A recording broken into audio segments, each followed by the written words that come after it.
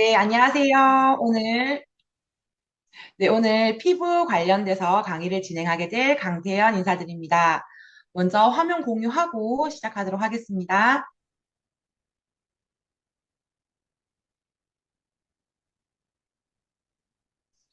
네, 혈통만사 다 읽어보셨죠? 그중에서 이제 화농성 여드름과 관련해가지고 저의 사례가 좀 나와 있는데 그 전에 네, 어떤 모습일까요? 여드름이라고 하는데 왜 이렇게 한의원에서 침을 맞고 있는 모습이 보이는 거지? 라고 생각하실 수 있으실 거예요. 저는 안면 신경마비 아시죠? 많이 아실 거예요. 왜 찬 데서 자면 입 돌아간다라는 얘기 많이 들어보셨잖아요. 네, 저는 찬 데서 자지 않았는데도 계속 이렇게 이제 얼굴에 풍이 온 것처럼 마비가 오는, 신경마비가 오는 그런 질병을 네 차례나 받았습니다. 그때 제가 여쭤보니까 뭐 스트레스가 심해서 면역이 떨어져서 뭐 신경에 염증이 생겨서 뭐 여러 가지 이유를 들긴 했지만 사실 정말 정확한 원인을 모르겠더라고요. 그냥 계속 안면마비가 오면 그냥 가서 병원에 가서 치료를 하고 또 괜찮아지면 또 일상생활을 하고 그런 식으로 20대를 보냈던 것 같아요. 그때 20대 한참 그렇게 직장 생활을 할 때 안면마비가 걸렸을 때 제일 먼저 병원에서 하는 게요. 스테로이드 주사를 엉덩이 하나 놔줘요.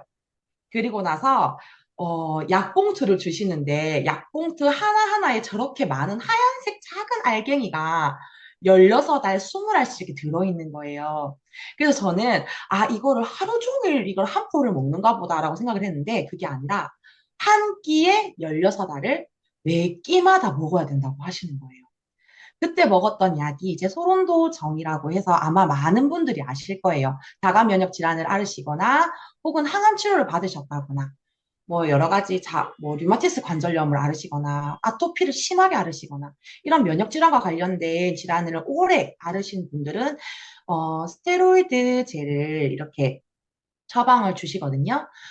그런데 이 스테로이드제라고 하면 사람들이 제일 먼저 가지는 게 무서워. 큰일 나. 우리 몸을 망가뜨려. 라고 생각을 하기도 하지만 그럼 병원에서 왜 이런 약을 처방할까요? 분명히 우리의 몸에 치료가에 도움이 되는 부분이 있기 때문이겠죠. 그래서 먼저 좀 이 약에 대해서 좀 한번 말씀드리고 싶어요. 부신 피질 호르몬제라고 적혀 있거든요. 이 책에 보면은. 그러면 부신 피질 호르몬제가 어떤 역할을 할까 궁금하시잖아요. 부신이라는 곳에 장기에서 나오는 호르몬인데요. 부신은 우리 신장 아시죠? 콩팥, 신장 위에 있는 작은 장기입니다.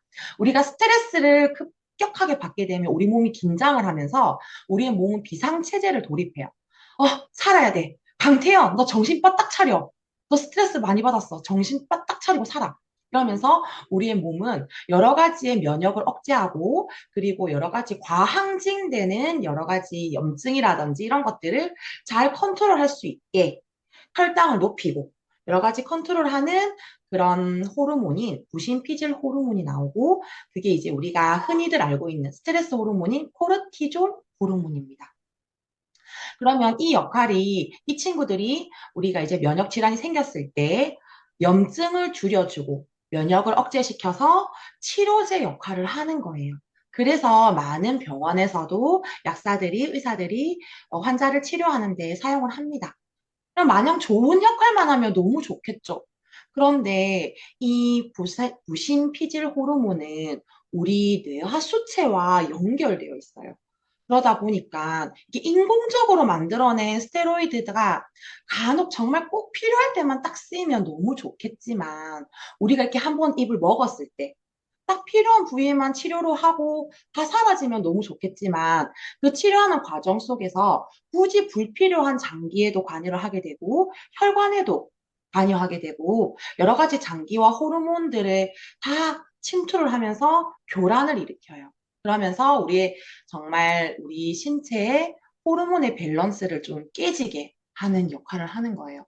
그러다 보니 과남용하거나 과복용했을 때 부작용이 너무나도 심각해지는 경우가 많습니다. 저는 그 부작용으로 조금 힘들어 했었던 것 같아요. 제가 제일 처음에 안면마비가 발병했을 무렵에 제가 50kg대였거든요. 그런데 안면마비가 4년 동안에 4차례가 오는 동안 3년이 채 되지 않았을 때 저는 35kg 이상 증가하고 몸이 90kg가 넘는 고도비만이 되었습니다.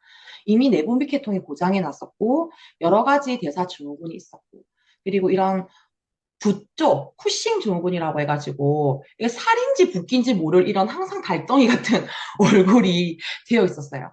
그리고 아까 그 약 알약 하얀 알약 사이에 주황색 큰 알약도 보셨을 텐데 스테로이드제는 굉장히 위장과 간에 무리를 줍니다. 그래서 항상 소화제, 겔포스를 같이 주거든요. 근데 그런 약을 계속 남용하게 되니까 위장 장애도 달고 살게 됐고, 간 기능도 당연히 저하되고, 이런 부신 기능이 내 몸에서 스스로 만들어서 호르몬이 밸런스를 만들어내면 너무 좋겠지만, 자꾸 외부에 이렇게 만들어진 인공적인 스테로이드를 계속 쓰게 되니까 부신이 지금 호르몬 충분한데 안 만들어도 되겠다. 라고 생각을 하면서 부신 기능이 위축되는 거예요. 그렇게 되면 사람은 빨리 피로감을 느끼게 돼요.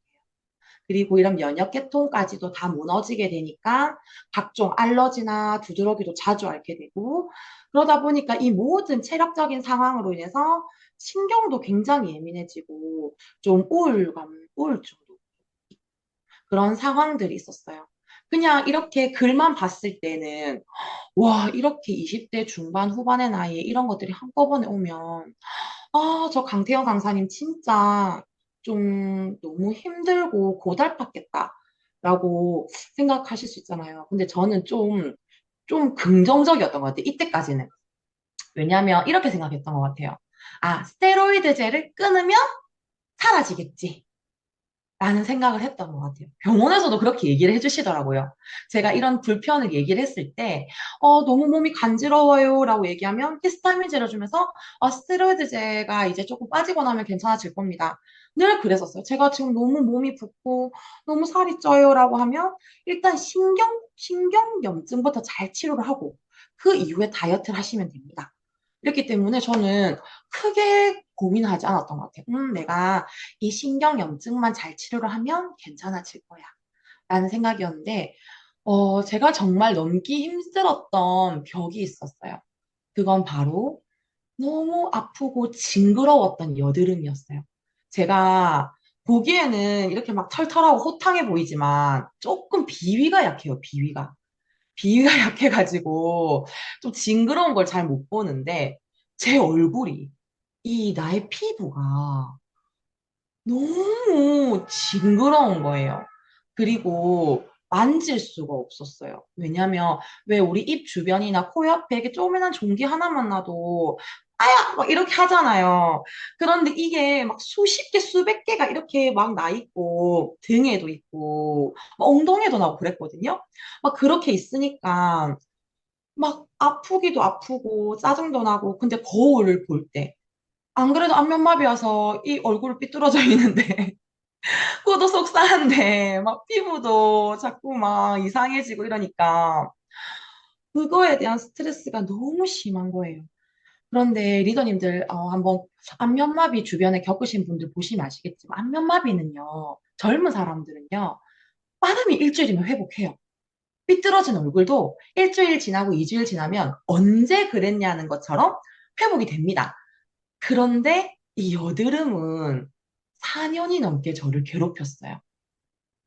그러다 보니까 저는 전문가를 찾아갑니다. 네, 피부과, 잘한다는 피부과, 여드름 치료 진짜 잘한다는 그런 피부과들을 수소문해가지고 가요. 근데 대부분의 피부과에는 치료 과정은 비슷했습니다. 네, 일단은 먼저 이 여드름은 과피지로 인해서 각질층에 묻혀서 이런 염증이 만들어져서 화농이 되고 염증이 고름이 차는 거다 보니까 제일 병원에서 우선적으로 하는 거는 피지를 조절하는 걸 우선적으로 합니다. 그런데 문제는 저는 잘 생각해 보시면 스테로이드 부작용으로 인해서 생긴 여드름인 거예요. 호르몬의 밸런스가 깨진 거예요. 저는 악건성 피부입니다. 그런데 이 피지를 낮추는 약을 먹으면 몸이 어떻게 될까요? 건조해지는 거예요. 근데 이미 병원에서도 얘기했어요. 아, 조금 건조할 겁니다. 일반 여드름 환자들에 비해서 이런 피지 과다형 여드름과는 좀 다르고 스테로이드 유발로 인한 여드름이기 때문에 조금은 이 약을 먹는다고 하더라도 완전히 컨트롤 되진 않습니다. 그리고 다른 사람들에 비해서 조금 많이 건조하게 생각할 거예요. 라고 생각했지만 저는 이것만 없앨 수 있다면 최대한 모든 치료를 다 해달라. 이렇게 얘기를 했기 때문에 그때 뭐 목이 너무 타고 메스껍고 속 쓰린 거 너무 당연하고 스테로이드를 끊어서 이제 속이 안 쓰리겠지 했는데 이제 피부과 약 때문에 너무 속이 쓰린 거예요. 그리고 그때 생겼던 안구 건조증이 정말 그 이후로 7년, 8년을 괴롭혔어요. 안구 건조증. 그리고 간 손상이 너무 심해져서 저는 지금도 조금만 안 좋은 거 먹거나 간에 무리가 되는 제품을 먹으면 간 수치가 엄청 올라가요. 네. 그리고 진짜 제가 건조하다, 건조하다라는 거를 말로 표현하지 않아도요. 사람들이 알아요. 입술이 다 갈라져서 찢어져서 그냥 가만히 얘기하고 있는데 피 계속 나는 거 알죠? 그리고 손끝, 발끝에 찢어져가지고 아픈 거. 또 정말 신기한 게 제가 저희 집안이 정말 머릿결을 정말 윤택하게 물려받았는데 머리카락이 탈색도 안 하고 아무것도 안 해도 푸석푸석하게 끊어져요. 그런 부분을 좀 느꼈습니다. 이게 바로 이제 이런 피지 조절제 좀 부작용들. 그리고 저는 그냥 단순히 여드름이 있었던 게 아니라 화농성 여드름이에요. 정말 이런 덩어리가 얼굴에 가득했기 때문에 그 덩어리의 염증을 극소 주사로 하나하나 염증 주사를 다 넣어서 그 염증을 죽이는 그런 주사를 놓게 되는데 문제는 제가 스테로이드 때문에 이렇게 피부가 안 좋아졌는데 그 주사도 스테로이드래요. 근데 그땐 제가 20대 막 중후반 때니까 젊을 때니까 일단 뭐 낫게 해달라고 이렇게 하면서 그 주사를 맞았는데 지금도 기억나는 게, 왜 우리 치과 치료할 때 마취 주사 넣으면 진짜 아프잖아요. 그쵸? 그것보다 더 아팠어요. 근데 우리 제 얼굴에 여드름이 하나가 아니잖아요. 한 번 가면 수십 바늘을 놔야 된단 말이에요. 그러면 그 고통이 너무 심각한 거예요, 저는. 근데 그 고통만 참아서 좋아지면 되지만, 이 여드름을 잡고자 놓았던 이 주사 때문에 더 큰 흉터가 생기고 피부가 더 얇아져서 그리고 혈관이 확장되면서 실비출 같은 게 더 얼굴에 보이고 그러면서 좀 여러 가지 힘들었던 그런 과정들을 계속 반복하면서 지내오던 중에 이제 제가 유산화를 알게 됩니다. 그런데 유산화를 알게 돼서 또 바로 이게 탁, 그러면 내가 정말 이걸로 치료해보겠다. 이렇게 마음을 먹었으면 참 좋은데, 저는 너무 의사 선생님을 따라갔던 것 같아요. 너무 맹신하고. 제가 길거리 캐스팅이거든요. 길거리 캐스팅, 뭔지 아시겠죠? 그냥 길 지나가다가 전단지로 유산화 영양제를 전달받은 거예요. 그러다 보니까 나에게 전달해준 그 사람이 의사 선생님보다는 믿음직스럽지 않았었어요. 그래서 빨리 이렇게 유산화 제품을 먹고 빨리 조부하셨어야 되는데 제가 한 1년 반 정도는 제대로 제품 먹지도 않고 그냥 이렇게 흐지부지 지나갔어요. 그때 항상 저는 이제 제 마음속에서는 항상 괴로움이 있었죠. 거울을 볼 때마다. 멍게를 떠올렸어요, 진짜. 제가 제일 싫어하는 해산물이 멍게거든요. 징그럽게 생겨서. 근데 내 얼굴이 멍게인 거예요, 계속. 그래서 볼 때마다 우울해서 울고 계속 울고 이랬는데 저한테 유산화 전달해 주신 분이 딱 이런 말을 하시는 거예요. 태연 씨, 태연 씨 얼굴에 붙은 멍게밖에 안 보여요? 태연 씨 심장도 지금 멍게가 됐고 간도 멍게가 됐고 뭐 위장도 멍게가 됐고 뭐 전부 다 멍게가 됐다는 거예요. 멍게가 몸 안에 가득가득한데 왜 그것을 치료할 생각 안 하고 얼굴 그 하나의 멍게에만 집중해서 울고 있냐고 그런 얘기를 하는데 제가 그때 정말 아차 싶더라고요. 정말 내 몸속에 맞아. 그러니까 내 몸에 자꾸 독이 빠져나오는구나. 자꾸 이렇게 피부에 빠져나오는구나. 그렇다면 내 몸의 독을 다 뽑아내보자. 라고 해서 제가 2019년 사실 제가 2018년 3월부터 영양제를 먹기 시작했거든요. 1년 반이 지나고 거의 2년이 지나고 나서야 한 달 리셋을 했습니다. 그때 이미 제가 1년 반 정도 먹으면서도 좀 이렇게 화농성 영양 지금 피부 상태였거든요. 근데 잘 안 먹었었어요. 지금 생각해보면. 일주일에 한 포, 헬스백 한 포, 이렇게 먹으면서, 먹는데 모르겠다. 막 이런 얘기를 했었던 것 같아요. 그런데 제가 한 달 리셋을 했을 때 너무 눈에 띄게 좋아진 거예요. 너무나도 환홍의 개체수가 좀 준 거예요. 그래서 제가, 너무 좋아졌다. 이렇게 얘기를 하는데, 그때도 저에게 유산을 전달해 주셨던 분이 이 프라임을 계속 발라라고 했었어요. 근데 제가 그렇게 말을 안 들었어요. 못 믿겠는 거예요. 그래가지고 계속 안 듣고 있다가 제가 진짜 너무 좋아지니까, 어, 진짜 한번 발라볼까? 그렇게 좋다고? 라고 생각이 들어서 리셋이 끝난 뒤에 그 뒤에 이제 제가 이프라임과 C300을 매일 저녁 바르기 시작했습니다.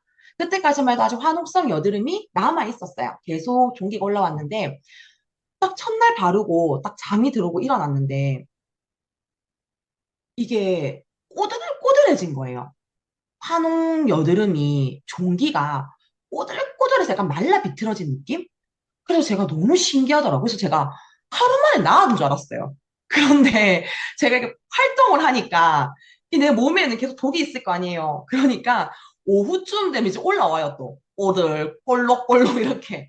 그럼 또 저녁에 집에 가서 또 가득 이프라인과 C300을 바르고 자는 거예요. 자고 아침에 일어나면 또 꼬들꼬들해져 있어. 그렇게 계속 반복되는 시간을 한 달 반 정도 지났을 무렵에 부터는 이제 더 이상 볼록함이 이제 안 올라오는 상황이 되었어요.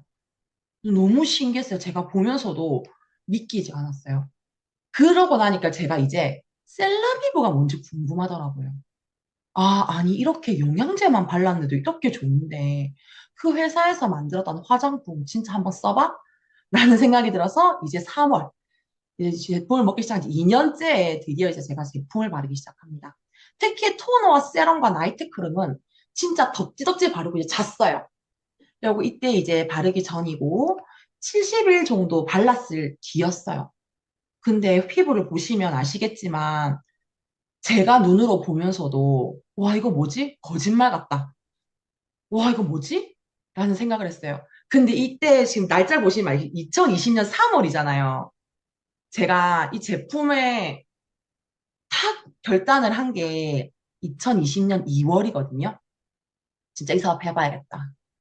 미국 저 갔다 오고 본사 보고 오고 이렇게 했는데 근데 저 피부가 좋아지고 있을 거 아니에요. 그래서 난 이거를 이 내 피부를 막 사람들한테 나 좀 봐봐 막 이렇게 알리고 싶은 거예요. 근데 2020년 3월이 어떤 지경이었냐면 코로나 지경이었어요. 코로나. 마스크를 벗으면 안 되는 시기였어요. 그래서 그때 제가 막 되게 막 마스크가 벗고 싶어가지고 막 빨리 내 피부 보여주고 싶은데 막 밖에 다니면서도 막 그랬던 생각이 나요. 어, 그러면서 이 셀라비브로 이렇게 사람의 피부가 저는 사실 검붉은 자국과 페인 흉터는 레이저 치료를 받을 생각을 하고 있었어요. 그랬는데 정말 제가 가슴에 손을 얹고 한 번도 안 받았어요. 진짜로. 한 번도 안 받았는데 지금 제 피부입니다.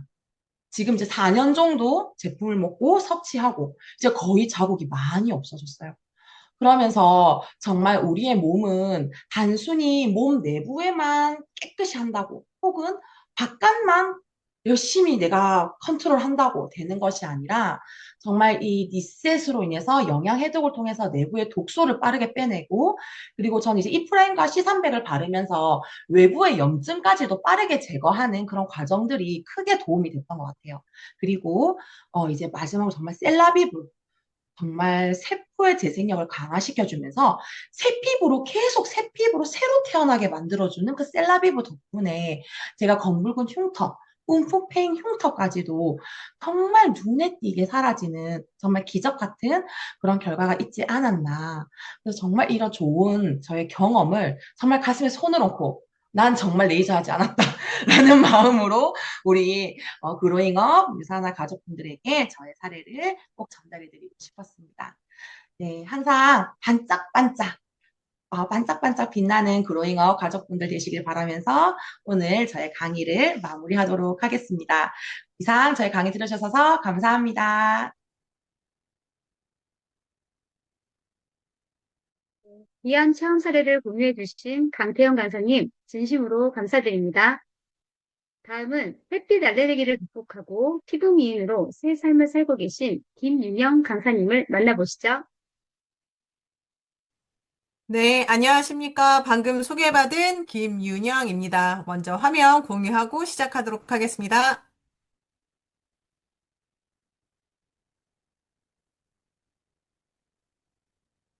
네, 여러분들 다 읽어보셨죠?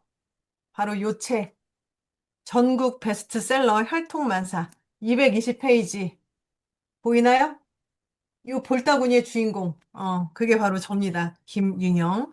자, 아까 우리 진행자님께서 이야기하신 것처럼 이제 햇빛 알러지 관련된 이야기를 하셨죠. 우리 앞에 이제 강태영 강사님께서는 이제 화농성 성인 여드름이었다라고 하면 저는 이제 햇빛 알러지였었습니다. 자, 지금과 같은 딱 이런 계절인 거죠. 이제 낮에 엄청 뜨거웠잖아요. 이렇게 강한 햇살이 내리쬐 쯤 되면은 항상 이제 피부가 많은 반응들을 이제 하기 시작했는데 그게 제가 이제 20대 중반이었던 것 같아요. 출근하는 길에 버스에 머리를 기대고 잠을 자면서 이제 출근을 했죠. 근데 그날부터 피부가 좀 이상해요.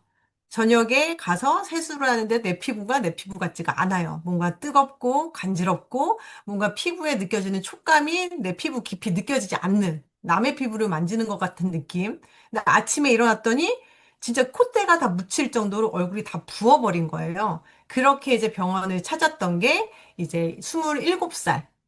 이었던 것 같아요. 그래서 병원에 갔을 때 이제 그때 처음으로 햇빛 알러지다라는 이야기를 이제 듣게 된 거죠. 그래서 도대체 이게 뭔가 한번 제가 정리를 해봤어요. 아마 주변에 햇빛 알러지가 얼굴 혹은 뭐 팔, 아니면 목, 뭐 쇄골 이런 쪽에 와서 부분적으로 힘들어하시는 분들이 아마 분명히 많이 있을 거예요. 그리고 우리가 또 유명한 그런 연예인들 중에 또 한 분도 이런 햇빛 알러지로 인해서 너무나 힘들게 이제 삶을 이어가다가 극단적인 선택을 했던 그 최근에 사례가 또 있잖아요.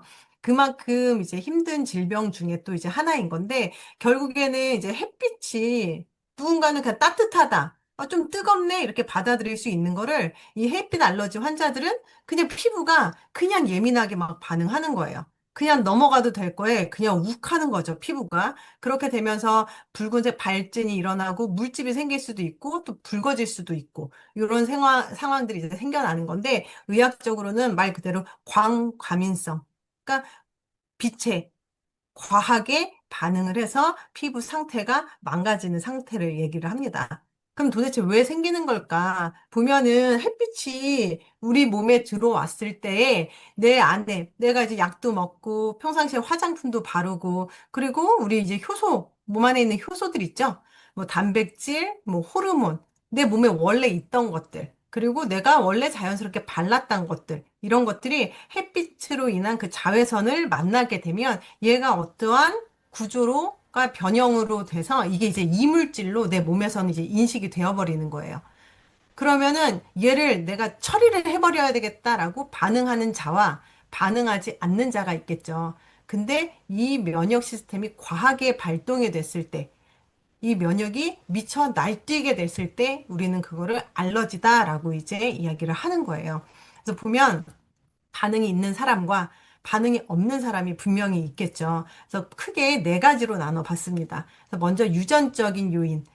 이건 뭐냐면 집안에 알레르기 체질이 있는 분, 뭐 내 부모님, 뭐 내 위에 뭐 조부모님 등이 알러지 체질이 있어서 내가 그 어떠한 특정 항원에 대해서 과민하게 반응하는 걸 내가 유전적으로 물려받은 사람. 이 취약할 수 있다. 그리고 두 번째는 내가 평상시에 피부 관리를 잘 못하는 거죠. 우리 과한 클렌징이나 뭐 이런 것들, 그리고 자외선 차단제 바르지 않고 다니는 이러한 습관들로 인해서 내 피부 장벽이 망가진 거예요. 그러면 내 피부 장벽이 망가졌으니까 이 면역의 어떤 시스템이 더 쉽게 발근할 수 있는 요 상황. 그리고 세 번째는 우리는 장이 제2의 뇌다라고 이야기하기도 하고 많은 면역세포가 장에 있다는 거를 기본적으로 이제 많은 사람들이 알고 있어요. 근데 장 건강이 평상시에 좋지 않았던 사람, 먹으면 그냥 바로 쫙쫙 그 뒤로 내보내는 그런 경우들, 뭐 혹은 뭐 좋지 않은 그런 외부 음식들을 많이 먹음으로써 장환경이 좋지 않은 사람들이 또 이렇게 반응이 오기 쉽다. 그리고 마지막 네 번째는 우리가 활성산소 이야기하죠. 미쳐 날뛰는 산소. 근데 이게 우리가 자외선을 피부로 받게 되면 이 자외선으로 인한 활성산소도 엄청 많이 늘어나요. 근데 이러한 것들을 빠르게 빠르게 중화시켜 줄 수 있는 항산화제라고 우리 얘기하잖아요. 그 항산화 능력이 떨어지는 사람.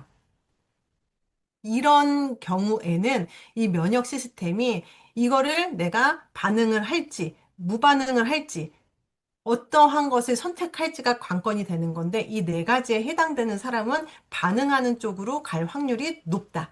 그러면 햇빛 알러지에 진단받을 확률도 같이 높아진다라는 겁니다.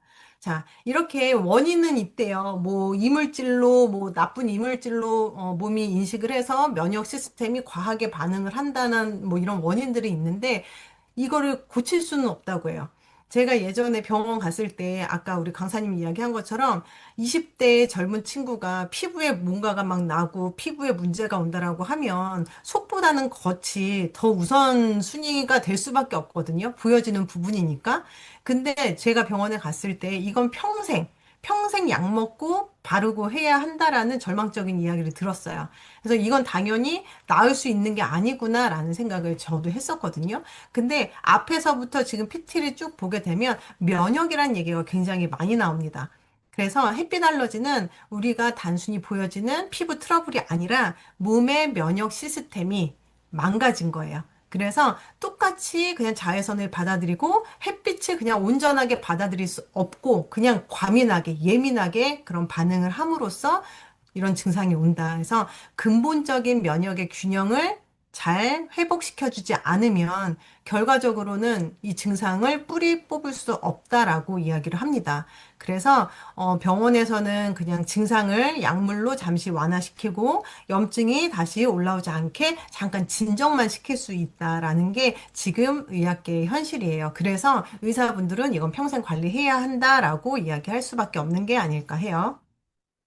자, 햇빛 알러지의 주요 증상을 한번 정리해 봤어요. 그리고 이 중에서 보면 좀 진하게 있는 글씨들은 제가 경험했던 것들이에요. 좀 많은 사진들을 제가 유산화를 만날 걸 알았더라면 정말 비포 사진을 많이 남겨놨으면 얼마나 좋았을까. 아쉬움이 많지만 여튼 그 왼쪽 볼, 그게 저의 유일한 비포 사진입니다. 보면은 볼, 이마, 콧등, 광대 부위에 붉고 얼룩덜룩한 반점이 생기고 굉장히 가렵다. 근데 막 신나게 긁을 수도 없다. 왜냐하면 상처가 나고 피가 날 수 있으니까.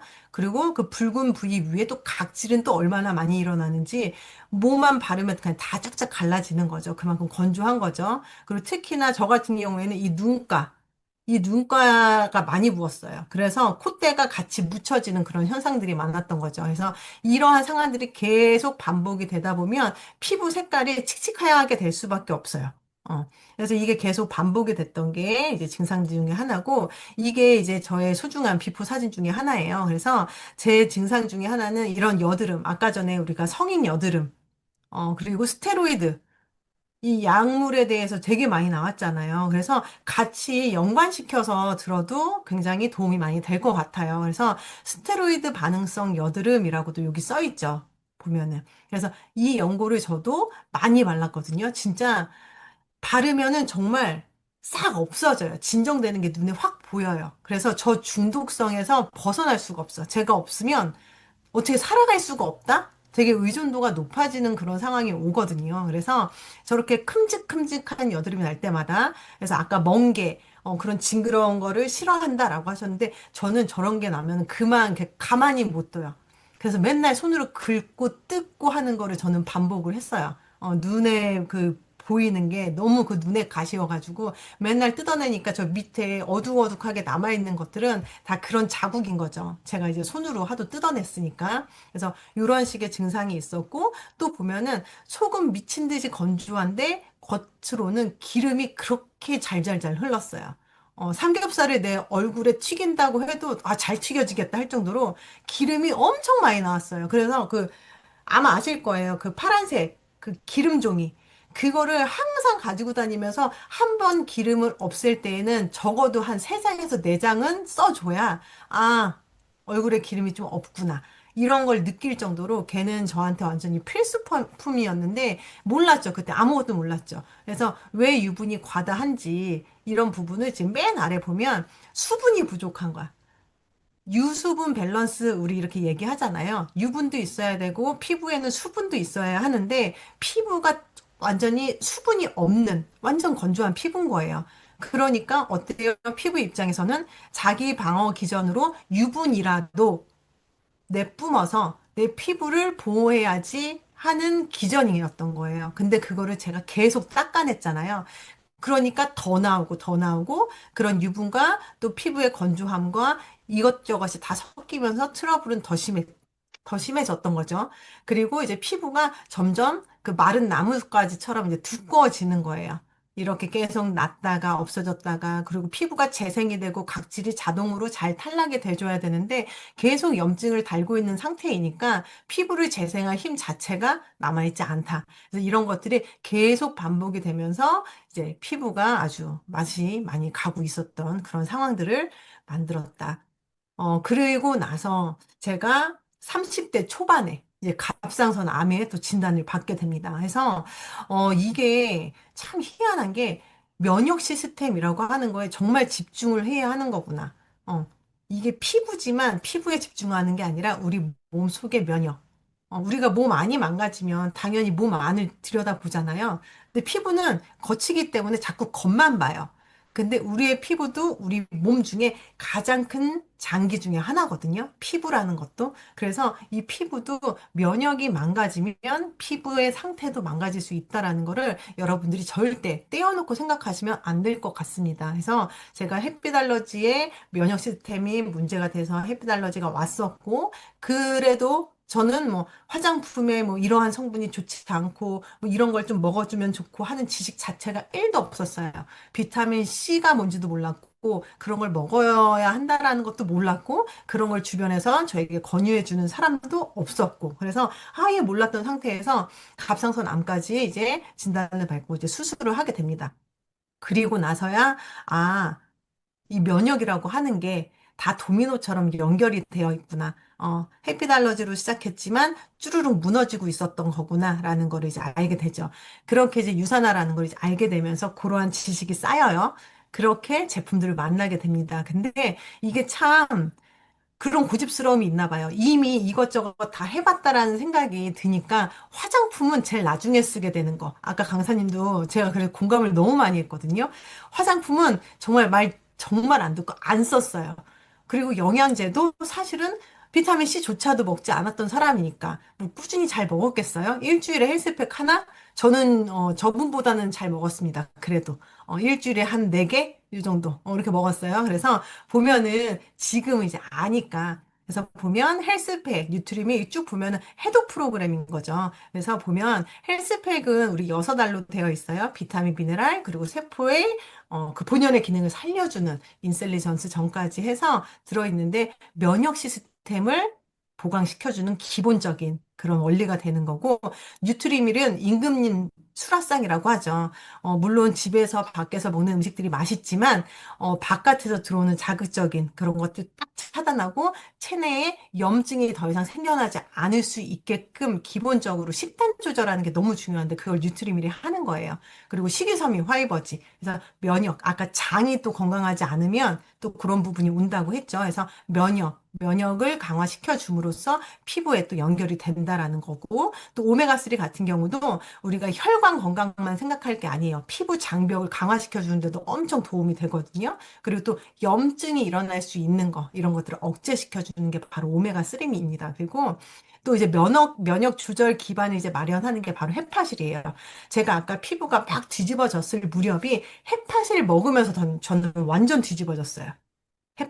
해파실을 처음에는 안 넣었었거든요. 근데 간에도 이제 먹은 그 피부과 약과 뭐 연고들로 인해서 간이 힘들 수 있으니까 간 영양제를 먹어라라고 추천을 받고 간 영양제를 먹고 난 순간 주변에서 이제 사람들이 뭐 좋은 거 먹는다더니 너 뭐 요즘 똥 먹고 다니냐? 막 이런 소리를 주변 지인들이 우스갯소리로 저한테 할 정도로 피부 밖으로 이게 막 터져 나오기 시작하는데, 아, 정말 이때는 피부과를 진짜 가야 되나? 이런 고민을 진짜 할 정도로 굉장히 심각하게 뒤집어졌었다.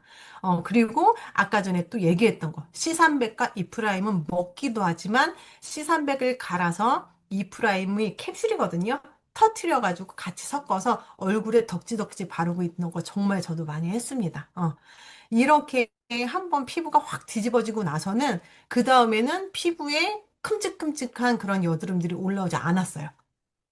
그리고 나서 이제 슬슬 요 회사 제품 괜찮은 것 같은데 하면서 시작했던 게 전 토너예요. 그래서 피부가 워낙에 건조했던 상태이기 때문에 토너를 정말 한 번 뿌리고 두 번 뿌리고 최대 네 번에서 다섯 번까지 흡수시키고 그 다음 단계로 안 넘어가고 토너만 반복적으로 그렇게 뿌리면서 시작을 했던 게 제가 초반에 이제 유사나라는 회사를 만났던 그 시기입니다. 그리고 나서 세럼을 이제 정말 듬뿍듬뿍 많이 발랐죠. 그래서 저의 가장 애정템은 지금까지도 토너와 이 바이탈라이징 세럼.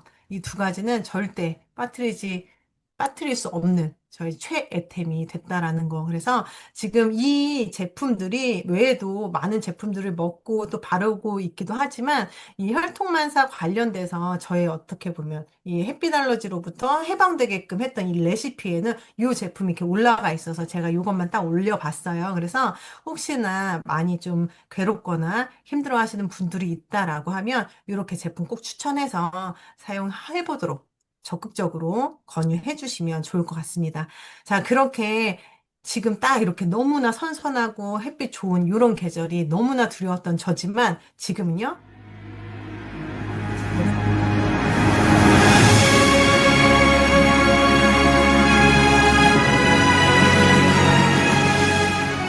네, 웅장하죠?